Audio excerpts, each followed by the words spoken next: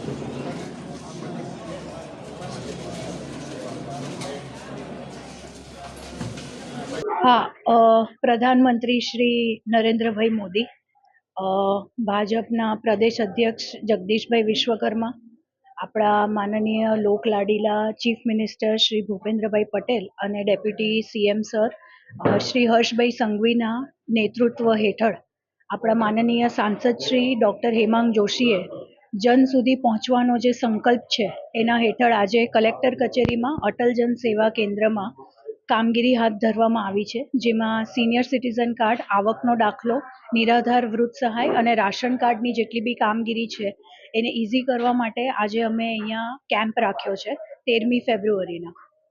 અને ઘણા બધા લોકો અત્યારે તમે મારી પાછળ જોઈ શકો છો, ભારે સંખ્યામાં લોકો આનો લાભ લઈ રહ્યા છે। તો આવી રીતે આપણે જન સુધી પહોંચવાનો જે સંકલ્પ છે એ પૂરો પાડી રહ્યા છે। દર ગુરુવારે આપણી પાસે આધાર કાર્ડનો કેમ્પ થાય છે અને આવા જે મેગા કેમ્પ્સ હોય છે એ અમે પ્રયત્નશીલ છે મહિનામાં 2 થી 3 વાર કરવા માટે। મેગા કેમ્પ્સમાં આપણી પાસે એવરેજલી 100 થી 150 આપણા નગરજનો આવે છે અને આધાર કાર્ડના કેમ્પ માટે આપણી પાસે એવરેજલી 60 થી 70 લોકો દર ગુરુવારે આવે છે।